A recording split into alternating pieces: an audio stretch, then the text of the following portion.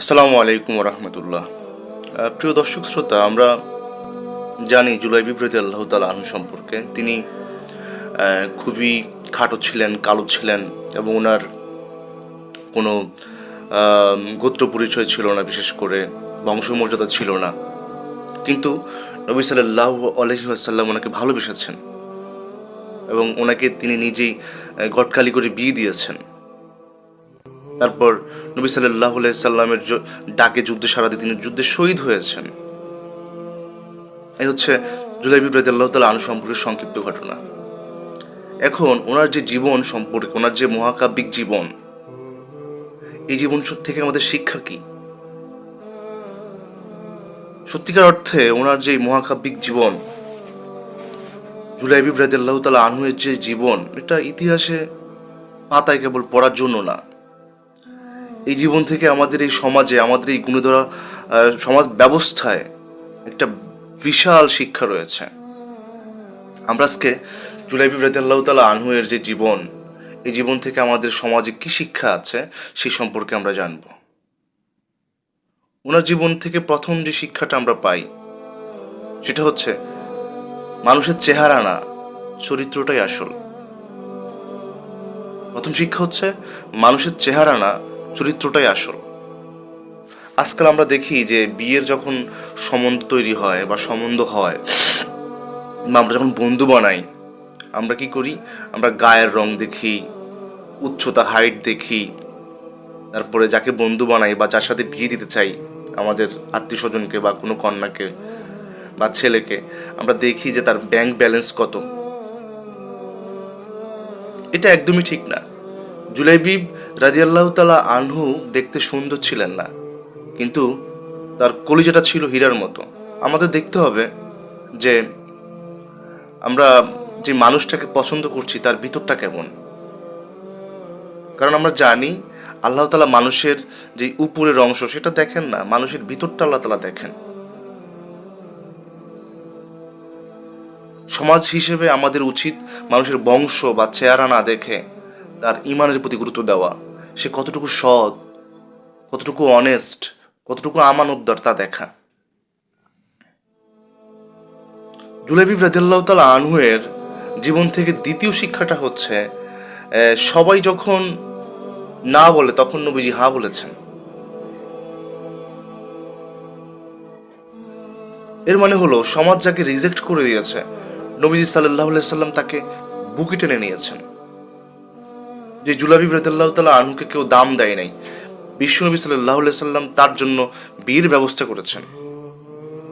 এর মানে হলো, এখান থেকে শিক্ষা হলো যে সমাজে যে তথাকথিত অবহেলিত মানুষ, গরিব মানুষ, অখ্যাত মানুষ, যাদেরকে সমাজের মানুষ তুচ্ছ তাচ্ছিল্য করে, এটা একদম ঠিক না। এটা বন্ধ করতে হবে।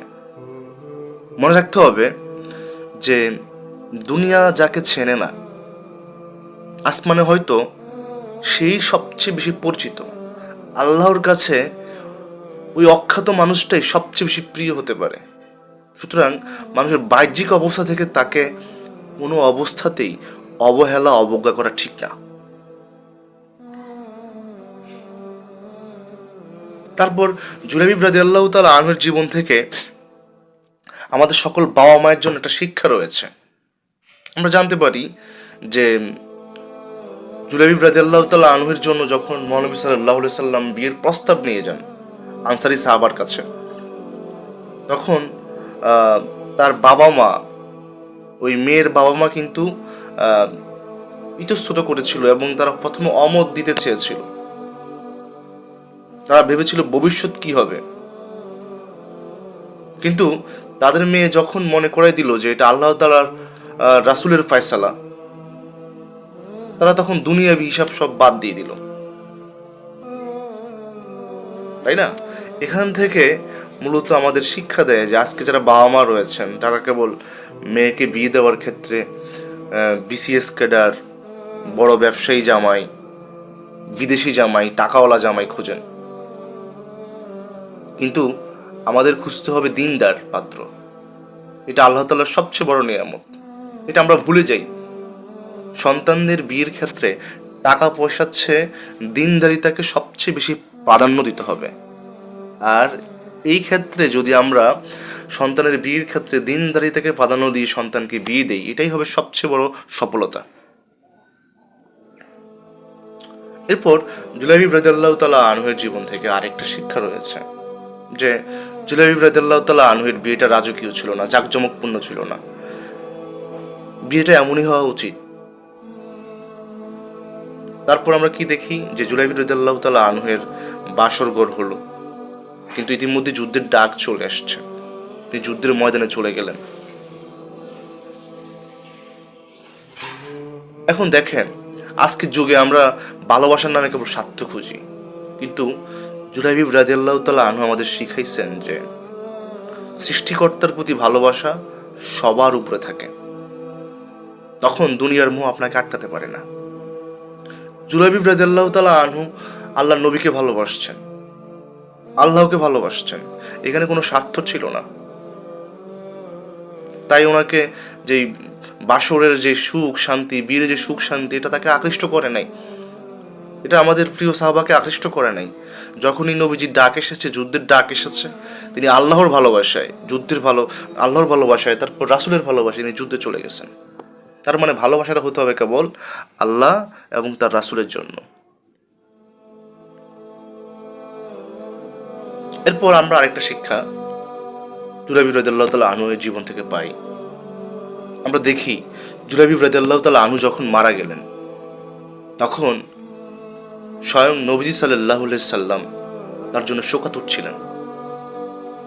দুনিয়ার মানুষ তাকে মনে না রাখলেও নবীজি সাল্লাল্লাহু আলাইহি সাল্লাম তাকে মনে রেখেছেন। নবীজির কোলে মাথা রেখে তিনি বিদায় নিয়েছেন।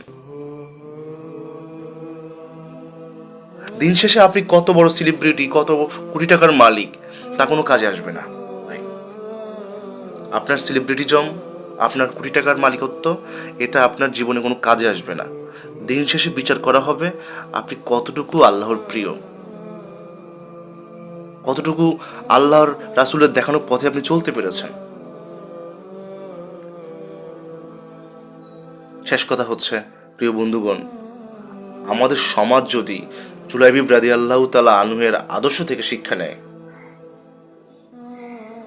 তবে বর্ণবাদ, আভিজাত্যের অহংকার, যৌতুক প্রথা এগুলো থাকবে না। এবং জুলাইবিব রাদিয়াল্লাহু তাআলা আনহুর জীবন যেই আমাদের একটা বিশাল শিক্ষা দেয় যে পশ্চিমা যে বর্ণবাদ প্রথা, তারপরে আমাদের পার্শ্ববর্তী দেশ ভারতের যে হিন্দু নিজমের যে বর্ণ গোত্র প্রথা, এগুলো একদম ঠুনকো বিষয়। এগুলো মানুষকে যাচাই বাছাই করার মানদণ্ড হতে পারে না। সুতরাং আমরা একদম মানুষকে ভালোবাসবো তার ভিতর থেকে, তার ভিতর দেখে, তার ঈমান দেখে, তার আল্লাহর প্রতি রোজামন্দি দেখে আমরা ভালোবাসবো। আর আমরা যদি জুলাইবিব রাদিয়াল্লাহু তাআলা আনহুর আদর্শ ধারণ করতে পারি এবং নবীজির দেখানো পথে চলতে পারি, তাহলে আমাদের সমাজ থেকে যে বর্ণবাদ, অহংকার, এগুলো অবশ্যই বিদায় নেবে। আল্লাহ আমাদেরকে সঠিক পথে পরিচালনা করুন। আমিন।